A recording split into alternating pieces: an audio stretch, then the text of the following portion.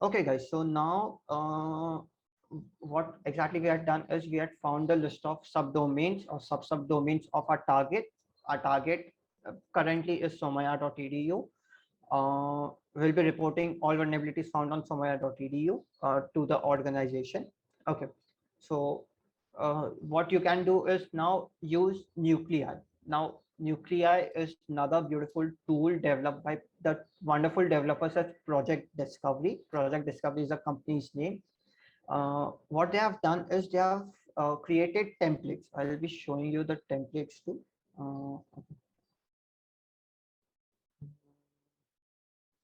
Nuclei templates. Perfect.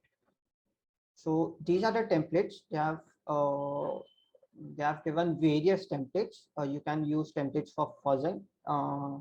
We won't be going into the details of fuzzing, but you see a section over here which is vulnerabilities. So vulnerabilities, these are different softwares. So for example, Apache, a web hosting software. So if you see over here, there are two of the vulnerabilities, which is Apache's SOLR file read.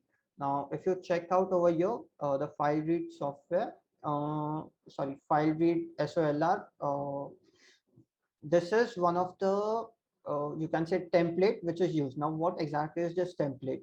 What this will do is, this will go on to this endpoint using the Nuclei tool, and this will try to check out that this file is accessible or not, which is etc/passwd file. Now, those who do not know what exactly etc/passwd file is, I'll be showing it to you. cat/etc/passwd.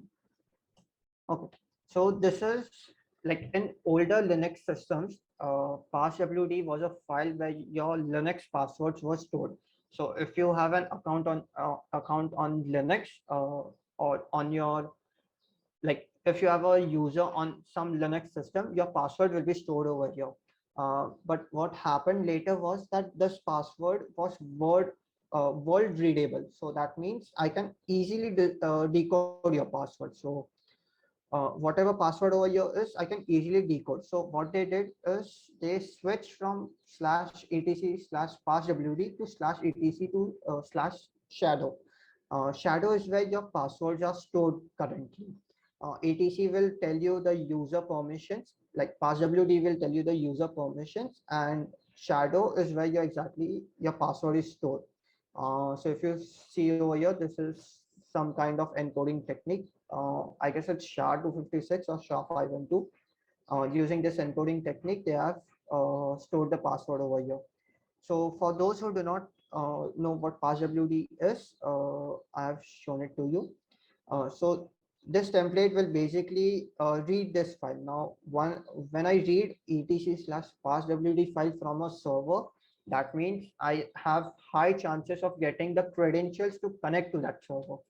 And once I get credentials to connect to that server, I can easily log in into that server and I can do whatever I want. So I can delete contents, I can add my own contents, and no one will be able to track me because I legitimate have, like, I really have those credentials with me.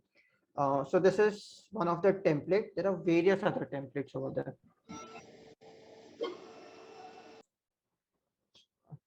Yeah. All right. So there are various templates over here. We will be using these templates. So before that, let's understand how to set up Nuclei. So there are two things you need to do is, first you need to set up Nuclei and download these templates. So you can just go over here. Again, this requires Go. So just take this command and run it on your terminal, and Nuclei will be ready on your terminal. So let's see, nuclei.exe dash h. Okay. So these are the flags. This means that Nuclei is running on my terminal. Uh, okay, then okay, cool. Okay. Besides that, Nuclei templates, you just need to clone these templates and store it in any destination you want. So I'll just clone these templates with git clone. I hope uh, all must be knowing what Git is and how to clone. So you can just clone them up. I already have them, so I'll be terminating this. Okay, perfect. Now, once you are done with this, how do I run the nuclei command? Well, it's pretty simple. You first need to cat. Now, for those who do not know what cat is a command in Linux where it has a simple syntax. You just need to type cat and the file name. So what it will do is read all the lines from that particular file and display it on your terminal. So cat test.txt will display all the subdomains which we had gathered. So 277 subdomains on my terminal. Okay, we need to supply these subdomains to our nuclei, uh, tool. So for that, simply cat test.txt, you have a pipe command over here. This is a pipe command. What pipe exactly does is it will take the output from the previous command and will send it to, will keep it as an input to the next command.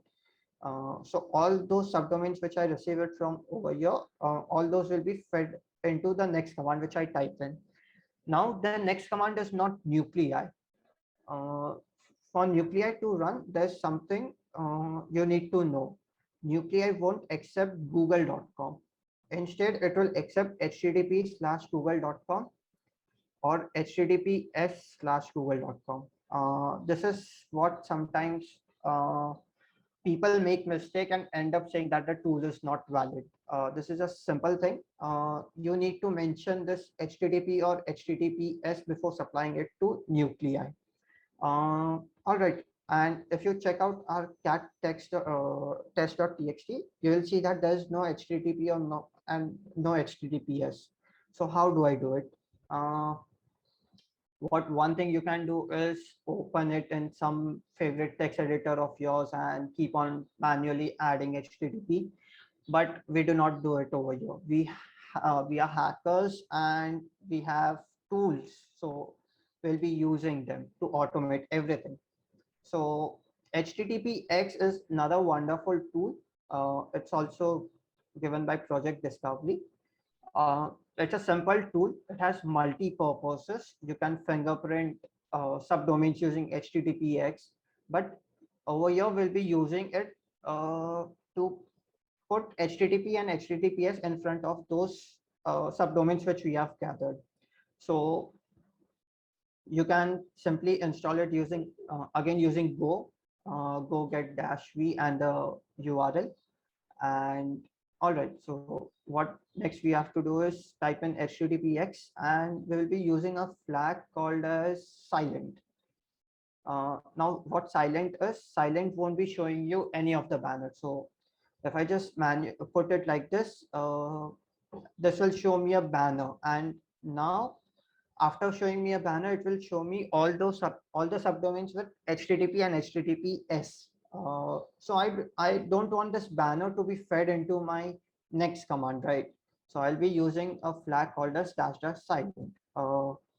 Now when I put it as --silent, you see I didn't receive this banner, anything of this, and I just got my domain with uh, the protocol in front of it. So HTTPS is written in front of it.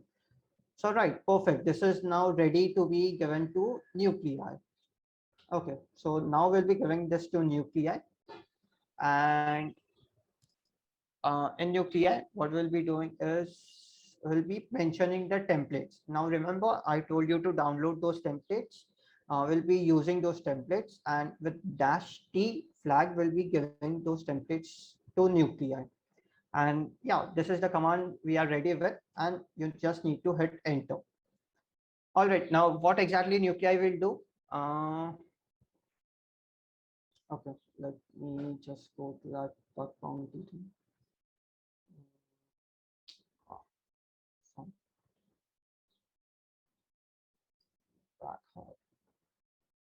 Okay, perfect. So these are all the templates which are under the nuclei templates folder. What nuclei will be doing is going through all of these folders one by one And for example, I'm under this folder, and it will be extracting this YAML file, and all the subdomains which we have given to nuclei, it will be testing it with them. So for first domain, it will be testing with this CV. For second domain, it will be testing with this CV. So all all of the subdomains will be tested using nuclei.